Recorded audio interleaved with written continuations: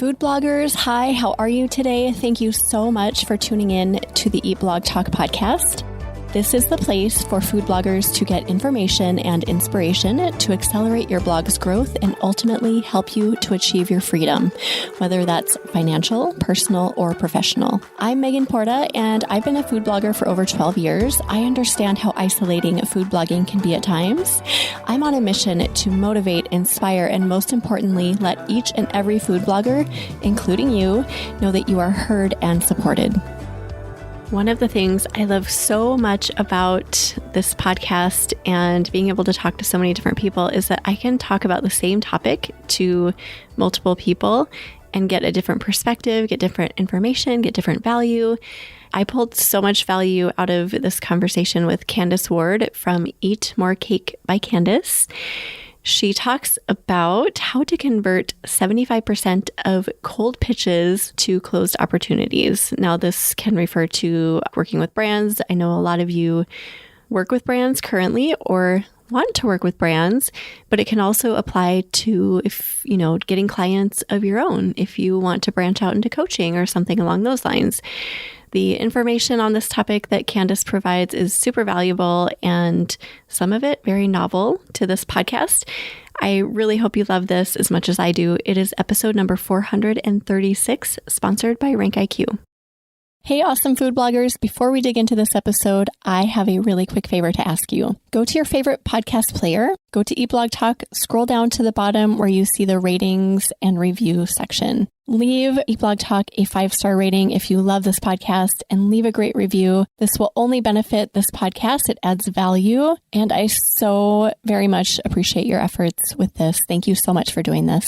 Okay, now on to the episode. Candice is the founder of Eat More Cake dessert blog, food photographer, educator, and sales expert. Candice spent over a decade in corporate sales and translated that experience to help other food content creators monetize and scale their business. She has coached hundreds of food content creators inside her business course, the Confident Pitch program. She is passionate about helping other food bloggers reach their full potential.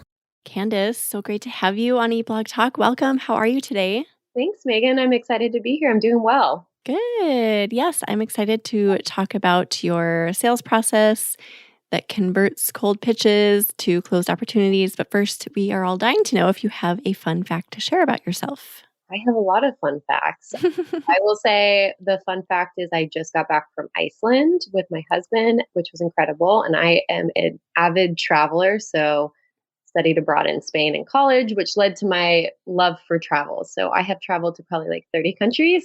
Whoa. So yeah, that's my fun fact. So what was your key takeaway from Iceland? What was like a favorite thing? Everything, the lifestyle, it's just beautiful. I mean, you go and you just explore the outdoors and it's just a beautiful country. It's like green, it's the land of fire and ice. So just really majestic. If you're wanting an outdoorsy trip, I would highly recommend going to Iceland. We loved it. I've heard so many great things about it over the years. It's on my list. Yes. So yes, cool. Okay, so you have this approach that you use for working with brands and other sales. But first, I kind of want to ask more about your blog just to get started, to kick off the conversation. So I know your blog is Eat More Cakes by Candice. Would you mind just sharing a little bit about your blog? Yes, absolutely. I started my blog about 6 years ago. I was actually baking wedding cakes in this local Seattle market. And I decided to document my baking journey by starting a blog. So it's primarily a dessert blog. It's not just cakes, but I really specialize in mostly desserts. So I have continued to work on the blog, although my business has taken several different directions since then. And I've worked with a lot of different brands in various capacities. So yeah, so I specialize in desserts and I'm all about helping my audience find little joys in every day, especially through baking. Oh, amazing. I love that. And you mentioned working with brands. So you have done that quite a bit. And there are so many food bloggers listening right now who either are working with brands or they want to be working with brands. It's on their list. Maybe it's a little bit intimidating to work with brands. As you know, it can be like, getting over that just fear of talking to them and getting the sponsorship and getting the sales and all of that. So yeah, let's just start there. Like, what would you say to people who are feeling that fear and just like can't get past that part of it? Yeah, I understand that fear. And I just want to say I've spent over a decade in sales, corporate sales, and I still had the same fear when I started Mm, as a food blogger. I mean, it doesn't go away. I think we can all resonate with the fact that it's scary to reach out to brands, that fear of rejection, not knowing what to say or looking prepared or professional.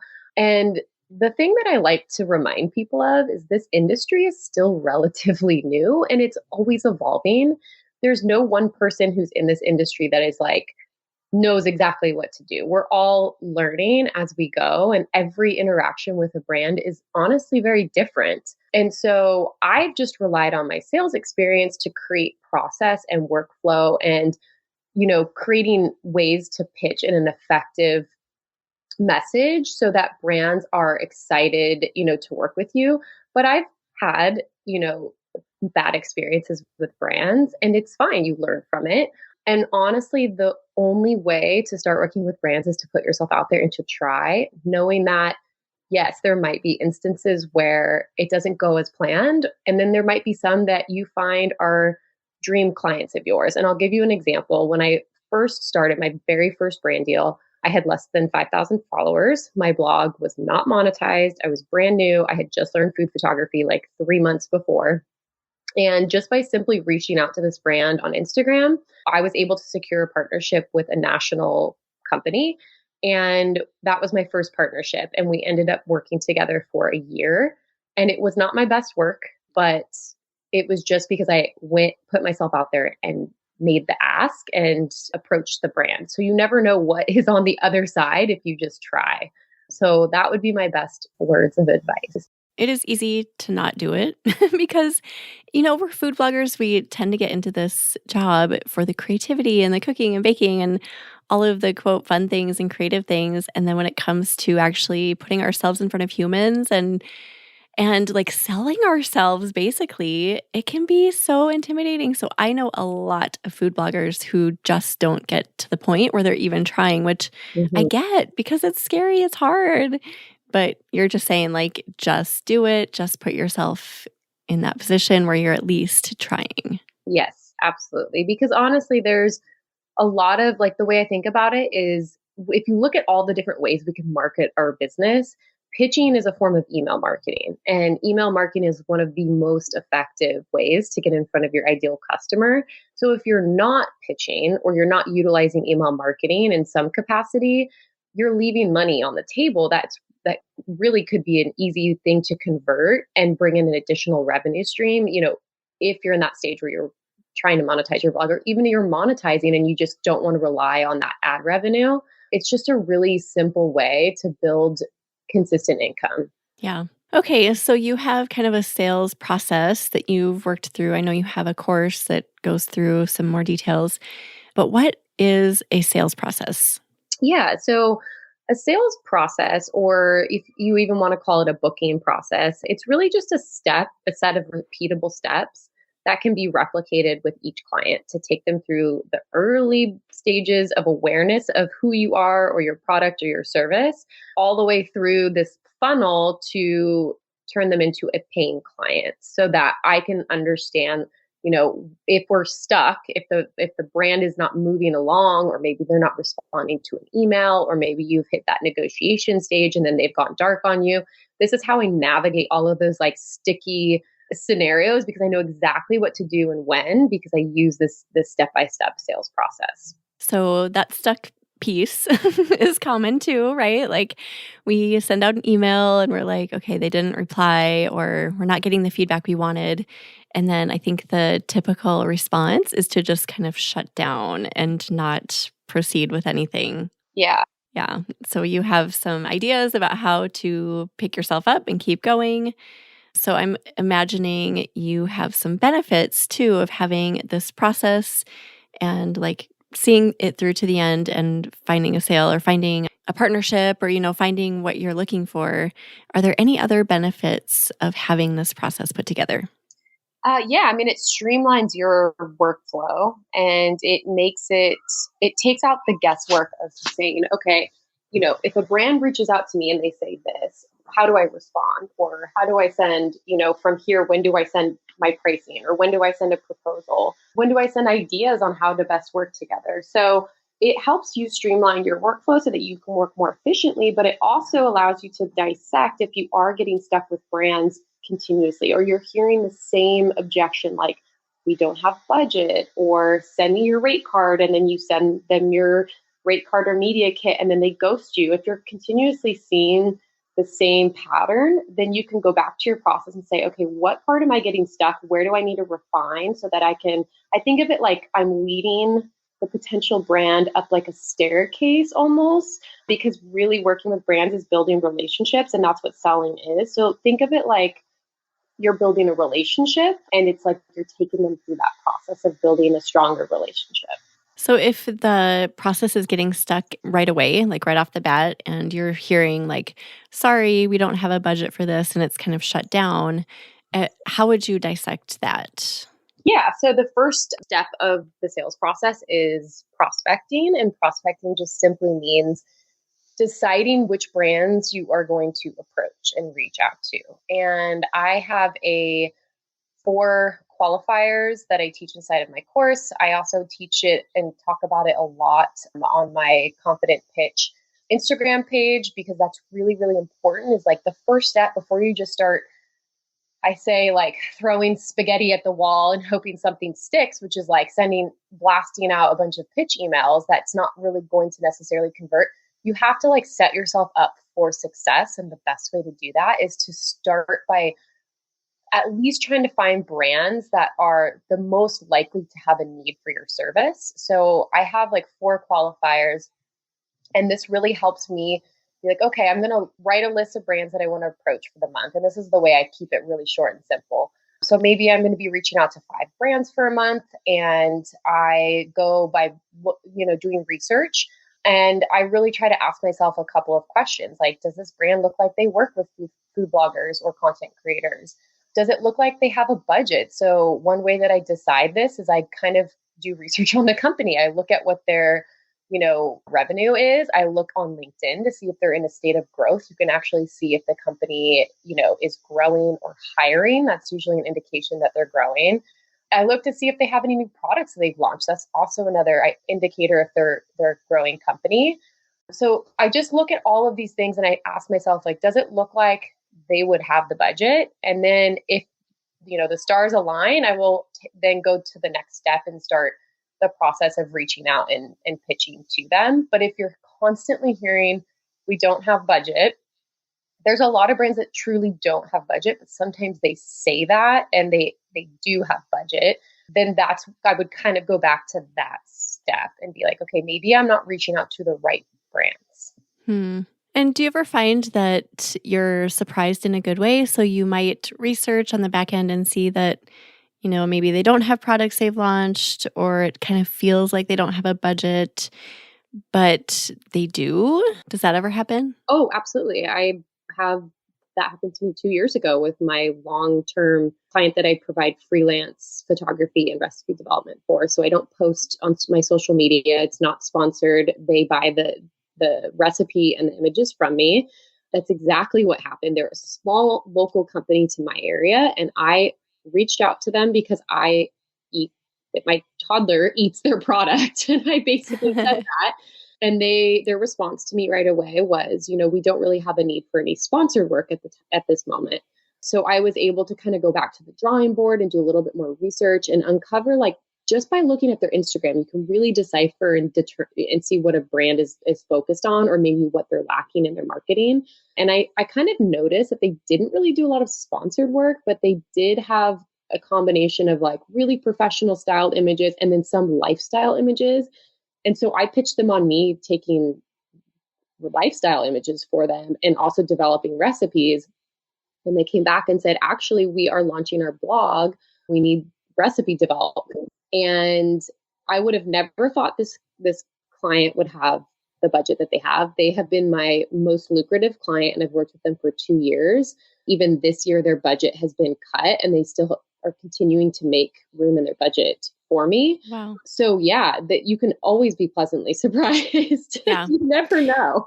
And the research you did benefited you because you kind of knew what they were missing. You knew what their gaps were, Yep. and that allowed you to open the door and have a conversation. Yes, Yeah. exactly. Yeah. I had gone to their website and I saw that they didn't have a recipe tab. And I mean, if you're a food company and you don't have a recipe Yeah. tab at this point, if you don't have recipes on your blog, you are missing out. And that's what I pitched them on. I said, if you want traffic to your website, we all know SEO, right? You need to get recipes on your website. So that was the conversation I shifted it to, because at the initial conversation and pitch, the doors had kind of been closed because they said they didn't have a need for sponsored work. And I think brands get conditioned, just like we do, to think that's the only way we can work together. So it's about finding new ways that you can help and serve them. Okay, so prospecting is first, finding those right brands. Is there anything else about that before we move on to one of your other steps? I think just no, I mean, just to your point of being pleasantly surprised, like prospecting is, we can only do so much guesswork before we actually reach out to them. So just knowing that the best way to set yourself up for success with prospecting is to do a couple of things, like have a list of dream brands that you want to reach out to. And I always say they shouldn't all be these large companies. They should also be small to mid-sized companies, because their marketing strategies are typically very different. And I actually find that the more lucrative sponsored work can be with the smaller companies, because they care more about like brand consistency, increasing brand awareness. So they're actually typically going to want to work with fewer food bloggers and food influencers, whereas like larger companies might pay you a little bit less because they're working with a ton, like they're spreading their budget across a lot more influencers. So just thinking about it that way, like having a combination of size of companies that you're reaching out to, and not closing the doors just because, like you said, maybe on paper they don't appear like they would, fit the mold or have budget. Just try, just reach out anyways. Do you recommend reaching out to kind of a variety of brands across the board, like some that you think maybe have smaller budgets, large budgets, and like somewhere between? Yeah, absolutely. Because at the end of the day, you're not really going to know what their budget is until you start the process of reaching out to them and having that conversation. I mean, you really won't know. Like I said, you can do all of the research, and try to figure that out as best as possible. But like, even with my freelance client, I never expected that they would have the budget that they do just by looking at them on paper. But yeah, I think to have a sustainable business as a food blogger and food influencer, if you're wanting to work with brands, it is best to work with, approach brands that you think might have different budgets. Also, just to gain experience in working with brands that have different size budgets. And you start to figure out like what types of companies, what types of brands you want to continue to work with. And then you can kind of refine who you're approaching. And that's really how I started, is I did anything and everything. And now I'm like, okay, I will only work for this rate. I'm only going to find brands that align with that. If they don't, then that's okay. They can work with somebody else. And that's okay too, when you're just starting out, is, work with brands that have different budgets and different offerings. Yeah. This is a huge mindset thing, because I feel like for myself, I get stuck in thinking, like, if they're not huge, if they don't have a big budget, they're not going to want to work with me. But that's not the case. Like, you're proving that this is what you're saying is like that doesn't have to be the situation. It can be like we can think outside of that. So Absolutely. And actually, a lot of the food bloggers that I coach, they come to me because they are frustrated by not seeing any success reaching out to brands. And I often ask them, like, who are you reaching out to? And they always almost give me a list of like the big guys, like the big companies. And I'm like, no, don't start there. They're going to be the hardest brands to land, because one, there's more red tape to get to the right person. And two, they don't really have, like, these big companies don't have a need for brand awareness. They already have it. So they're just going to like work with anyone and everyone and try to get free content, try to repost, I think we all know brands that do that. yeah. And so I say go for the small to mid-size or local companies. It's always easiest to land local companies. I've worked with a ton of local companies because I live in a great food market in Seattle. So start there too if you live in an area that has local food companies and maybe they're expanding or opening more brick and mortar locations, that's also an indicator that they might need your help. All right. That's great. I mean, that's super inspiring. I think encouraging for a lot of people listening as well. So prospecting, find those right brands, do an assortment of research on different budgets or what you think are different budgets. And you just never know. Be open to, being surprised, right? Yeah, absolutely. What comes next after the prospecting? Yeah. So after the prospecting is actually researching. So now that you had a list of your brands, and we've kind of already touched on the research a little bit, but some of the things that I'm looking for when I'm researching a brand or some ways that I'm researching them is you know, it might sound obvious, but going to their website and looking at, one, do they have a recipe tab on their website? You'd be surprised a lot don't. So that could be something that could potentially pitch them on. Like, I can develop recipes for you and take images or do sponsored work. So that's one. Going to their news tab to see if there's anything that's been featured. Maybe they've been featured somewhere. Maybe they have a new product that they've launched, or maybe they're going through a rebrand. So if they're going through any of those things, or even a rebrand, again, another opportunity where they might need new photography or just social media assets for social media, video, things of that nature. And then looking on LinkedIn to see, like I said, if they're hiring or if their companies, just like what their revenue looks like. Are they in a state of growth? The other thing I do is I go to Google and I see what page of Google are they on, or who are their competitors that are on the first page of Google, because I want to approach the brands that maybe are on like the second or third page of Google, because again, everybody wants to be on the first page of Google. So that could be a brand that could use our help and use our services. So I will research them and then I will go to their Instagram and I will just say, okay, what does their Instagram look like? Are they utilizing it? Are they consistently posting? Does it look like they've worked with, food influencers? And I just kind of like ask myself all of these questions, and I look at it through the lens of like, if I worked at this company and I worked in the marketing department, what would I need help with? Yeah. And then that's when I come up with like a few ideas. So we don't necessarily always need to pitch them on specific recipe ideas. I know a lot of people are like, they ask me, should you send actual ideas in your pitch email? And I say it depends, because we sometimes assume that they need new recipes, but maybe there's a different way that you can help the brand or get your foot in the door.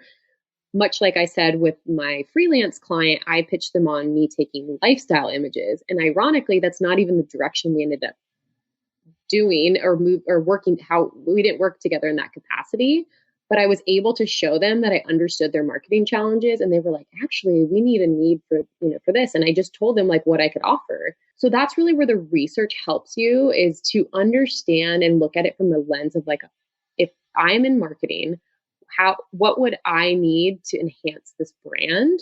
And then you're going to pitch them on that idea. And you're not going to pitch them by saying, it looks like you need, XYZ. More so you're going to approach them by saying, this is what I offer. I would love to talk through some ideas on how I can do XYZ for you. So it's really simple, although I think we tend to overcomplicate it, but that's what the research is so important. And a lot of people just miss the step completely.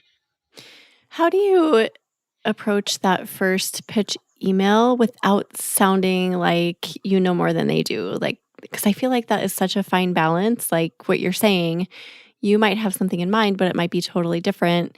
So I don't know. I just like, do you know what I'm asking? Like, oh yeah, absolutely. Yeah, I get asked that often because what's that saying? You don't want to call the baby ugly, or yes. I don't know what that saying is, but something like that. Yeah. something like that. Yeah. I mean, you're not wanting to say, you're doing this wrong, or you're not doing this, like to the best of your ability or whatever. But I basically approach my first pitch email with like, how would you approach a friendship that you're trying to build for the first time?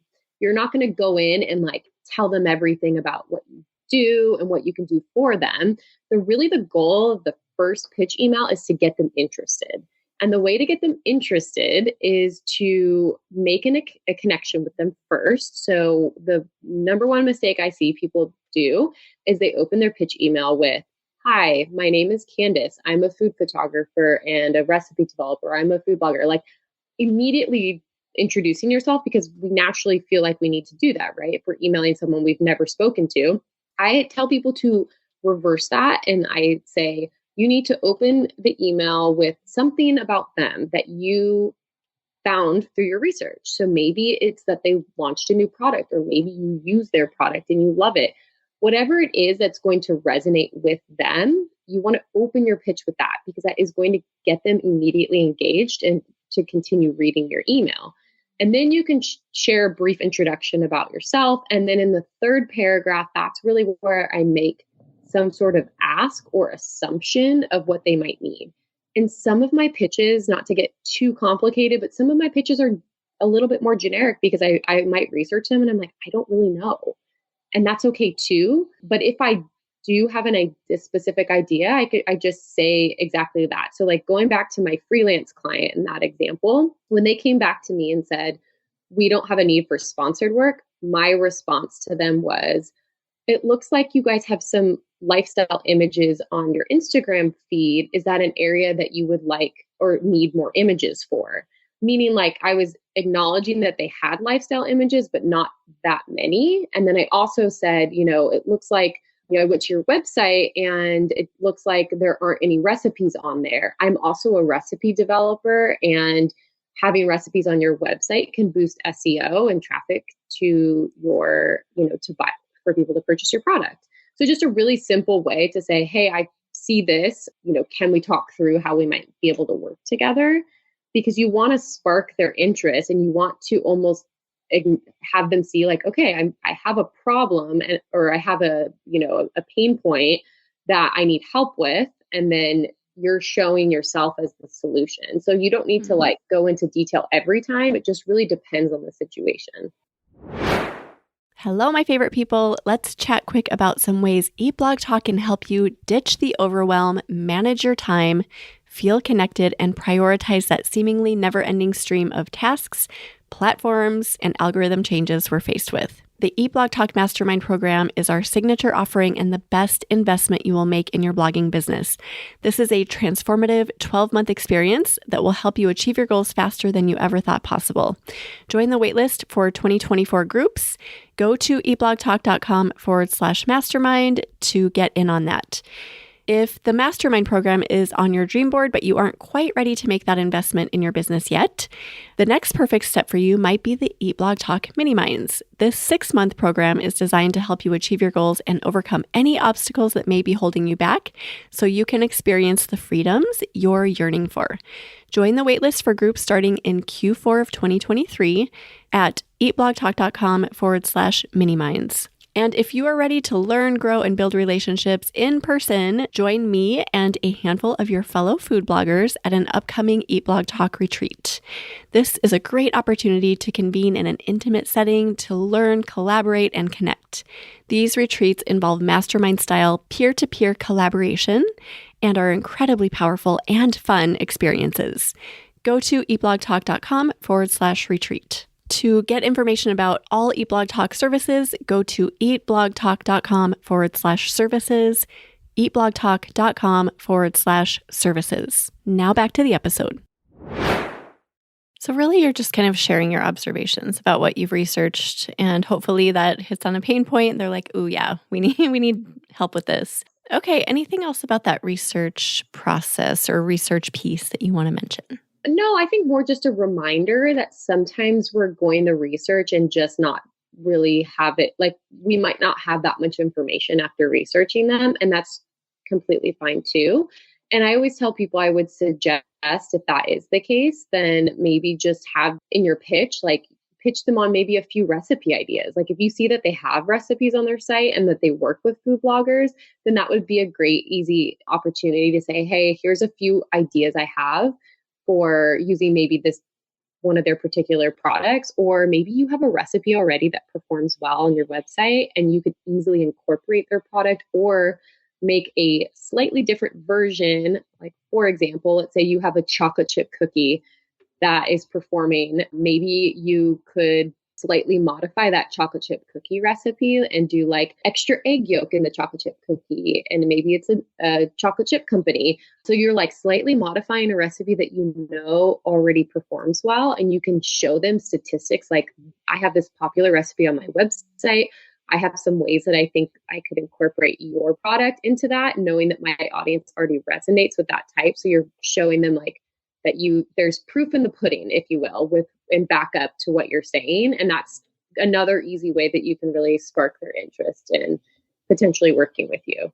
How long do you keep the initial pitch emails? I know it probably varies, but do you have like 3-paragraph max or something like that? No, I mean, shorter is better. I would definitely say my downfall is always like, I am not a very concise person. I tend to have mine longer, but sometimes the longer ones work well too. So I would say there's no right or wrong.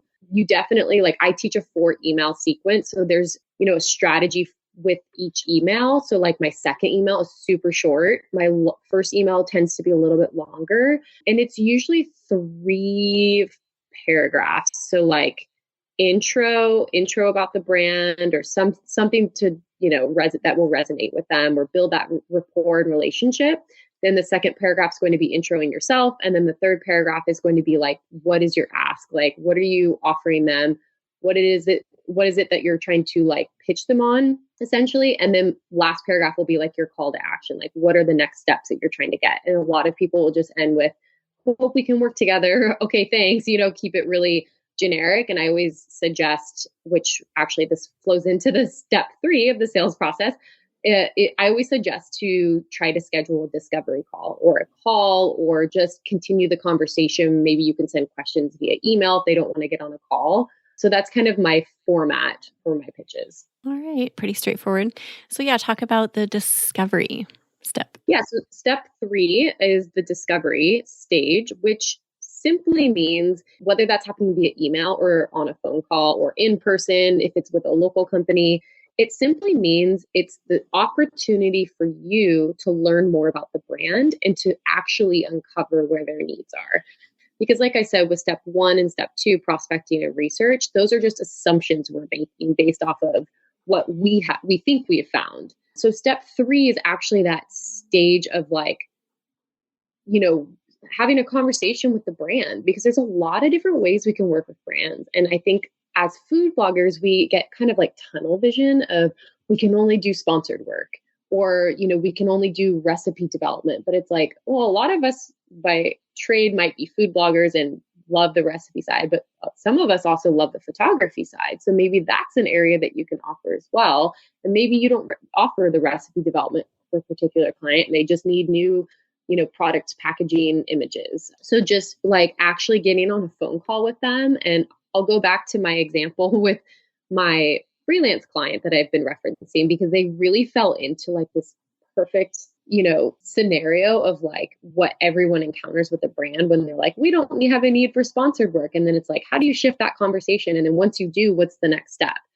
So essentially, I was able to shift the conversation to uncover a different need via email. And then I asked to get on a discovery call so that we could really iron out the details of what that would look like for us working together, especially because this wasn't a sponsored type work. It was freelance. And I feel like freelance jobs can drastically range with deliverables and just expectations. So I asked to get on a discovery call or just, a call to align on what those deliverables would be. And the most important question you can ask a brand in the discovery phase is like, what is your current marketing challenges or what are your current marketing goals? And then just stop and listen because they will tell you a lot of information about what the brand needs. And so, yeah, trying to get them on a phone call. And that's what I always end my pitch with. That's the call to action that I end my pitch with. That's gold. You're straight up asking, like, what are your pain points? What do you need? And then based on their response, you kind of know how to deliver. Exactly. Yeah. And once you have that information, this is the part of selling that is really important. Selling is nothing more than us aligning. It's aligning your services with the client, your ideal client at the right time. So meaning they have to have a need at the time that you're approaching them. So that's actually one of my qualifiers that, going back to like when you're trying to find the right brands to work with is like, they have to have a need, obviously, right? But we don't really know what that need is until we really uncover that through the discovery phase. And like I said, this doesn't have to be done on the phone. It's always best done on the phone because you can obviously establish better rapport and connection with the brand, which will increase the likelihood of that converting to a signed contract. But if it has to be done via email, that's fine too. I actually have a brand questionnaire that I've created, which is like pretty much the questions I would ask on a phone call, but I ask them in a brand questionnaire. And you can send it as like a PDF or Google Forms. I use HoneyBook to deliver mine. So it's just really seamless. It's on brand and it's an easy, like it sends them a link and then they easily just fill out the questionnaire online. And I do this a lot for sponsored work because for sponsored work, sometimes they're like, we don't want to get on the phone. Like the deliverables are the same, typical, couple of images, maybe a reel, like, you can ask about usage rights and if it's shared or if they're buying the rights outright. I mean, all of these will determine your pricing. And so I have all of those questions outlined that I sometimes will just send via email if they refuse to get on a call, and it can be just as effective. Okay, so you send whether they get on a call or not, or when they decline the call, that's when you send the questionnaire? Yes. So I only send the questionnaire if I don't get on a call with somebody. So sending the questionnaire is another way that you can qualify the brand to see how interested they are. If the brand does not fill out your questionnaire, I would not continue to pursue the brand. In my opinion, if a brand is not motivated enough to answer a few questions that you're sending them to understand how you can best work together, then they're either going to be a brand that's just price shopping, or they have lower budgets, or they just don't value this like influencer work. And they're just like, we're just trying to find maybe an influencer within a set budget range. To me personally, that's not my ideal client. So if they don't fill it out, I know to move on. If they're serious and they're actually, they take their role seriously and they are interested in working together, they will fill out the questionnaire. And I almost always have them, like I've never had an issue. There's been maybe a couple of brands that don't fill it out, but I will say make it as easy as possible for them to figure out. So it's only maybe like 7 questions, but it's best to be done on like a Google form or something that they can just easily click on, rather than, I wouldn't suggest copying and pasting the questions in an email, because then they have to actually type out the responses. I just have them as like check boxes. So I'll have one of the questions, for example, is, what is your budget? And instead of having it like a blank open box that they have to fill out, because often brands don't have like a very specific number, I have ranges on there. So it's like, under 1,000, and then they can click the box if it's under 1,000, or maybe it's 1 to 5,000, they'll click that box. So then you can get some sort of idea. Are they going to fall within, my, like the minimum that I would charge? Like, great. Now I know. Are they going to be under that? Are they going to be within my range? And then you can decipher if they're a brand that you want to continue pursuing. What are some other questions? I'm curious. So I always ask like, what are your marketing goals? Or like, what are your campaign goals? And then I'll ask, what are the key performance indicators that are important to you? And that simply means, what are they tracking? What's important to them? They usually will say engagement or reach or reaching, this type of audience. So then you can understand like, okay, if that's what is important to them, then I need to come up with, let's say it's a sponsored post. I need to come up with a recipe that I know that my audience is going to resonate to, that's going to allow us to hit those KPIs that they need to hit in order for it to be considered a successful campaign. I ask about budget. I ask about, what are the deliverables? And I'll like have, again, another checkbox. Like, is this for freelance photography? Is this a sponsored post? Do they want a blog post included in that? Do they need stories? Just kind of outlining all the potential ways that we could work together. And then when they check the box, I'm like, okay, great. Now I can go build a proposal with my pricing that is going to be accurate based on what they gave me their needs are. I'll ask about timeline, when they need this by, frequency, like, is this a one-time recipe that I'm developing? Is it going to be ongoing? So really just all the questions that you would need to ask in order for you to feel really confident in providing pricing to them. Okay. And then you build a proposal after that and send it, or how do you, Correct. how do you approach? Yeah. So once they send me, and that's actually how I set it up before I send over the questionnaire, that's exactly how I set it up to them. So let's say they don't want to get on the phone with you. I say, that's fine. Would you mind filling out this brief questionnaire I have? This is going to help me understand your needs in more detail so that I can make the best recommendation for, my services to align with your current needs and your budget. So that you're telling them, like, I'm not just having you fill out this questionnaire because, I'm trying to get information from you, but I'm sending this to you because it's going to allow us to, best work together. And then from there, I can provide the most accurate, proposal or rates depending on what your needs and budget is. So they usually have no problem filling out the questionnaire. And then from there, again, I do this inside of Honeybook. I can just go and build out a proposal. And I usually include pricing. And then, if you've worked with brands or maybe if you have like top performing recipes, I always put some sort of proof on there. Like if you've worked with a brand, did that campaign do well? What are the stats there? So kind of like a media kit, but I'll extract a little bit more like specific examples that would go with that brand. I mean, you always want to customize everything.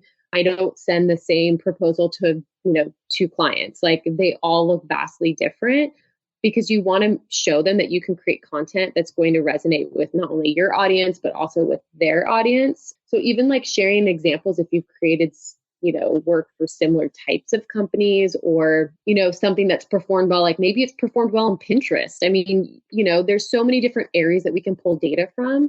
And I always include that on the proposal because you're essentially making a stronger business case to the brand of why they should hire you. And it's more effective to do that when you, include pricing. They're going to be more likely to want to hire you if they're seeing pricing presented with value.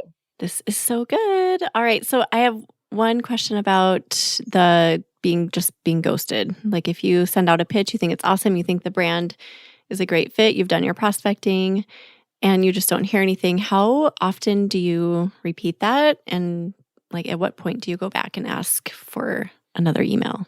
Yeah. So you mean like getting ghosted after reaching out and they like not responding at all, or getting ghosted after you've been communicating? Well, I guess both, but I was, like initially, like if you just think it's a great fit, you send out an initial pitch and you don't hear anything, I assume you send a follow-up. And how often do you do that? Oh, yes. So I teach a 4 email sequence and I suggest following up once a week for 4 weeks. So essentially, like if you're sending, my pitching workflow or process would be if you're sending a list of like, let's say 10 brands, you get their contact information, you do the research, you send the pitch off, then I would follow up with them the following, like, let's say you do send it on a Tuesday, I would say the next Tuesday, you follow up with all of them again, and then, repeat for 3 weeks for a total of 4. And if I don't get a response by the 4th email, I usually just make a note, like, didn't get a response, and I will circle back in like 3 months. So like once a quarter, because a couple of things could be happening if they're not responding. You could have the wrong contact. The timing just might not be right. Like they might be in the middle of a launch and just they cannot even wrap their brains around responding to you. And so I don't take a no response as a no. It's just like they aren't a qualified brand at that time. Like timing has to align, budget has to align. They have to have a need when you're reaching out to them. And then obviously you have to be reaching out to the right person. So that's what I would do there. If a brand is ghosting you after they respond to your pitch email, again, there's a lot of different reasons why they could be ghosting.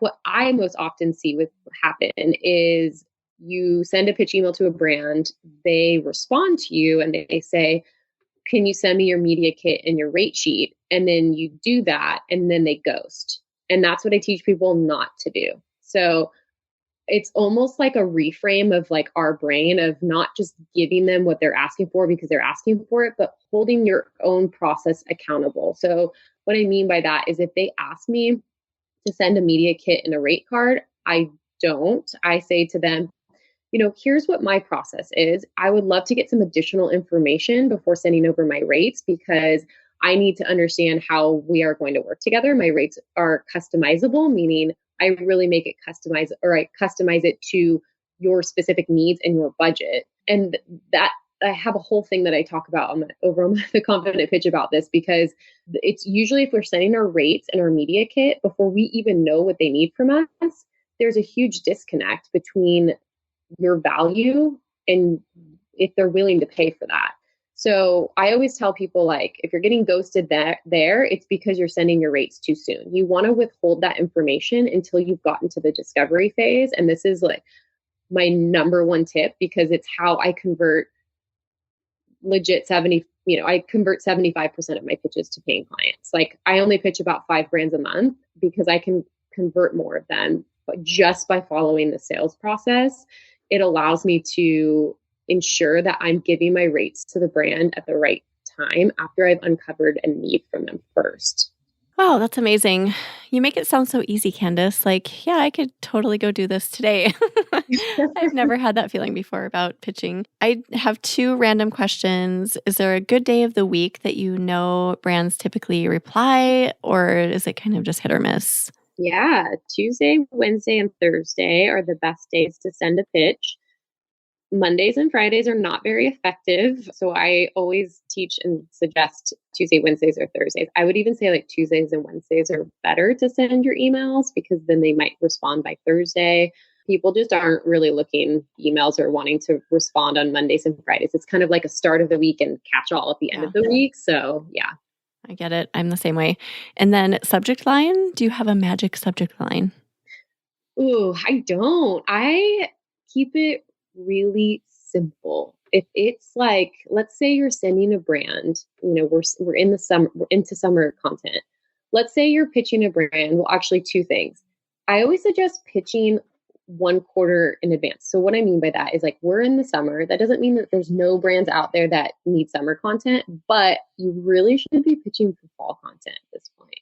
Again, there might be a brand last minute that needs summer content, but let's say you're sending them an idea for a specific, recipes for a specific season.